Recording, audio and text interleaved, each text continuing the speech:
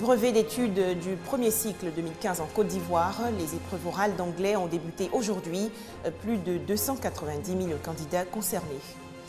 Couverture maladie universelle, le processus d'enrôlement se poursuit. Les étudiants des universités publiques et privées ont exprimé hier leur adhésion. Enfin, la Chine endeuillée, un navire de croisière a fait naufrage avec plus de 450 personnes à bord. Bonsoir à tous et merci d'être avec nous ce soir.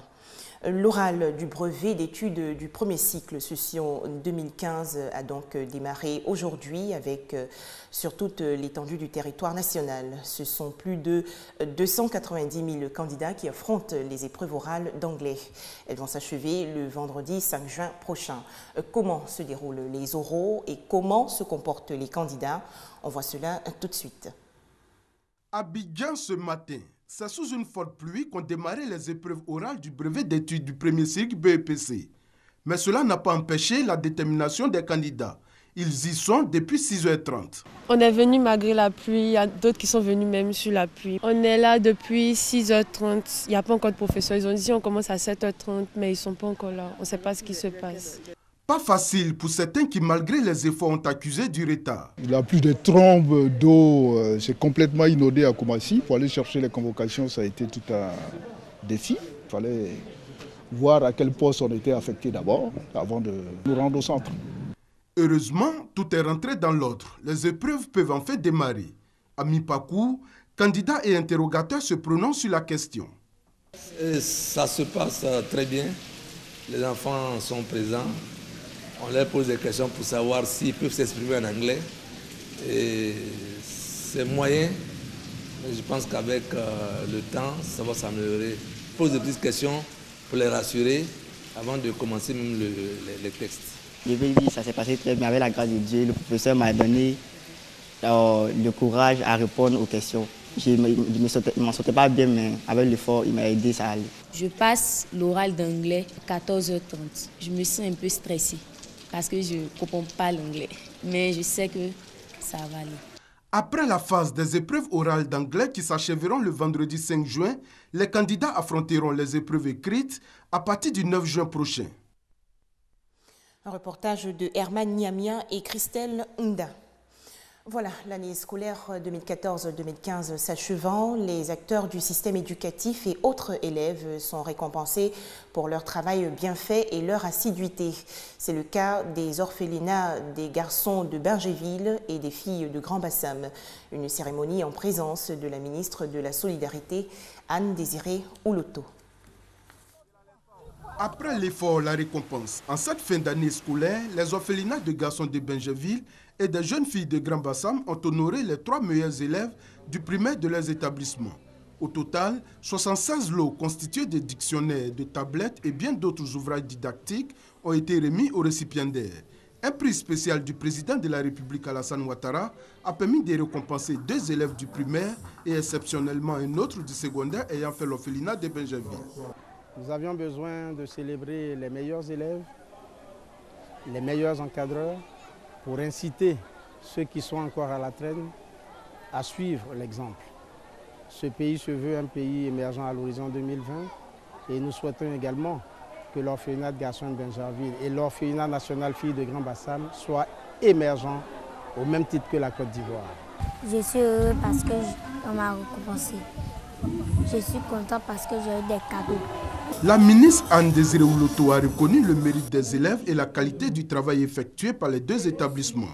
Elle a surtout demandé aux parents de veiller sur les enfants une fois qu'ils auront rejoint la cellule familiale.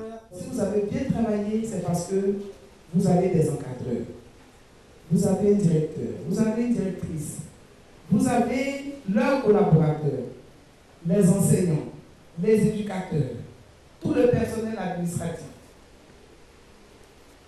qui veille sur vous. Je vais dire à vos parents que ceux qui vous ont cadré ici n'ont aucun lien de sang avec vous. Et pourtant, vous êtes heureux, n'est-ce pas? Il faut que eux aussi vous ramènent ici, aussi heureux à la rentrée prochaine. Au cours de cette cérémonie ont été récompensés également les meilleurs travailleurs des 2 structures. Nous retrouvions Herman Niamia et Yeo Issa. Du côté des aînés, notamment les étudiants des universités publiques et privées, on adhère à la couverture maladie universelle en se faisant enrôler. L'opération a débuté hier dans les différents sites. Rappelons que la couverture maladie universelle va couvrir diverses prestations, notamment les consultations et examens médicaux, les médicaments et hospitalisations. Munis de leur pièce nationale d'identité ainsi que de leur extrait d'acte de naissance, les étudiants se sont rendus sur les différents sites de couverture maladie universelle pour se faire enrôler. Plus d'une centaine d'étudiants avec à leur tête leurs responsables ont répondu présents à l'invitation du directeur général de la Caisse nationale d'assurance maladie CNAM ce lundi 1er juin. C'est vraiment un programme qui vient pour donner un souffle nouveau à nos besoins sanitaires. C'est pourquoi nous voulons exhorter, encourager tous nos amis à venir se faire enrôler. Cette opportunité est la bienvenue. Je voulais dire merci au gouvernement, au président de la République et à tous les initiateurs de ce projet. Difficile pour les étudiants de se prendre en charge, d'où priorité accordée à cette frange de la population pour qu'elle bénéficie de la couverture maladie universelle. Conformément à la volonté du président de la République qui dit que les étudiants, c'est la prunelle de ces Jeux, les étudiants, c'est la jeunesse, c'est l'avenir de notre pays. Donc nous les exhortons tous à venir se faire enrôler pour pouvoir bénéficier des services de la couverture maladie universelle. Cette opération s'est déroulée simultanément à Yamsokro, Boaké-Korogo et Daloa ce lundi 1er juin.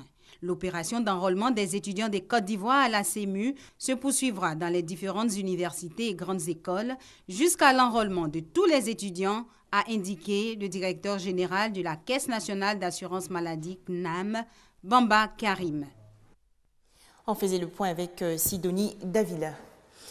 Autre actualité, le district d'Abidjan abrite aujourd'hui, et cela pour la première fois, le DISCOP 2015, marché panafricain de la création, de la production et de la distribution de contenus audiovisuels.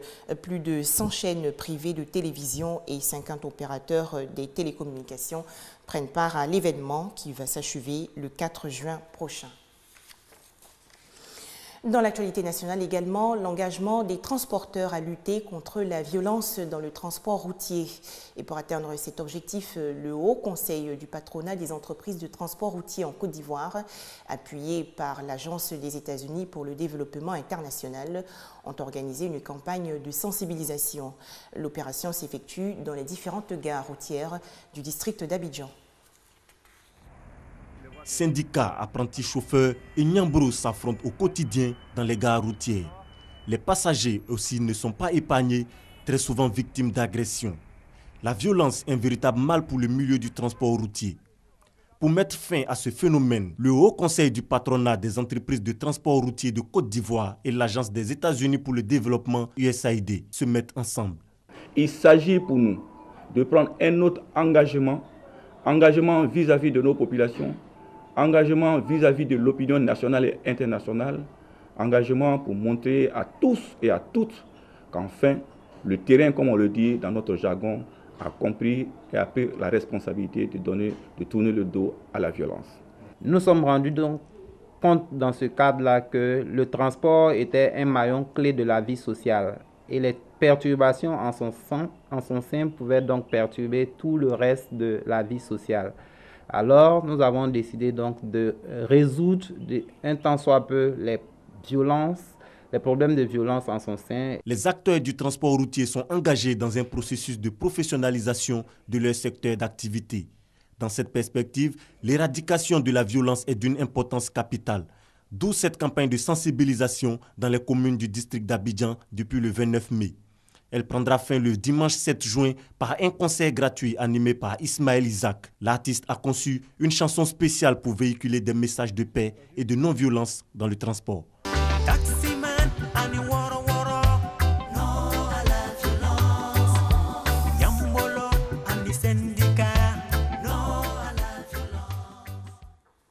Des précisions de Moussa Konaté. Dans le nord-est du Nigeria, un attentat suicide a frappé aujourd'hui un marché de bétail à Maïdougouri. Au moins 50 personnes ont été tuées dans l'explosion d'une bombe. L'attentat n'a pas été revendiqué dans l'immédiat. En Afrique du Sud, la justice donne raison au jeune tribun Julius Malema. Il contestait la volonté de l'administration fiscale sud-africaine de saisir ses biens pour rembourser plusieurs années de fraude, au risque de lui faire perdre son siège de député. Le sourire aux lèvres, Julius Malema savoure sa victoire. La justice a estimé que les accusations portées contre le leader du Parti des combattants pour la liberté économique sont disproportionnées. L'ex-leader de la jeunesse de l'ANC avait vu ses biens saisis. Le fisc l'accuse de non-déclaration de ses revenus, estimés à plus de 850 millions de francs CFA. Cet avocat ne maîtrise que le droit des impôts. Il n'est bon que dans ce domaine, mais il s'agit en fait d'un autre sujet, un sujet qui prétend être les impôts. Ce bon avocat va échouer parce qu'il ne s'agit pas d'impôts. Il s'agit de politique et les avocats ne connaissent pas la politique. Exclu de la présidence de la jeunesse de l'ANC en 2013, Julius Malema est devenu l'un des pires détracteurs de Jacob Zuma. Une position qui serait selon lui la raison d'un procès politique fondé sur un dossier vide. L'Afrique du Sud n'est pas une république bananière où les hommes politiques peuvent utiliser leur pouvoir pour détruire ceux avec qui ils ne sont pas d'accord. L'abandon des poursuites par le fisc ne signifie pas la fin des procédures judiciaires. Julius Malema devra répondre à nouveau devant la justice en août prochain, cette fois pour une affaire de marché public truqué dans le Limpopo, affaire dans laquelle il est accusé de corruption, de blanchiment d'argent et de racket. Des explications de Sylvie Touré. Un drame dans le centre-est de la Chine. Un navire de croisière a fait naufrage hier sur le fleuve Yangtze avec plus de 450 personnes à bord. Les opérations de sauvetage pour retrouver les survivants se poursuivent. 450 personnes victimes du naufrage d'un navire de croisière sur le Yangtze dans le centre de la Chine. S'il vous plaît, n'envoyez pas seulement la police ici. La police, c'est pour le maintien de l'ordre. Nous n'allons rien faire. Nous voulons juste savoir si les membres de nos familles sont en vie ou s'ils sont morts. Les responsables devraient nous emmener à Hubei. Comment se fait-il qu'ils prennent la fuite ? Une dizaine de passagers seulement ont pu être secourus, dont le capitaine qui a dit que le bateau avait été pris dans une tornade. Il a ajouté que le navire avait disparu dans les eaux en moins d'une minute. 4 morts aujourd'hui dans l'accident d'un hélicoptère au Népal. L'appareil qui transportait du matériel de secours vers des villages touchés par les récents séismes a heurté une ligne électrique. Enfin, Sepp Blatter, tout juste réélu, quitte la présidence de la FIFA. L'institution qui règne sur le football mondial devrait avoir un nouveau dirigeant d'ici à mars 2016. Voilà pour l'essentiel de l'actualité sur RTI2. Au revoir.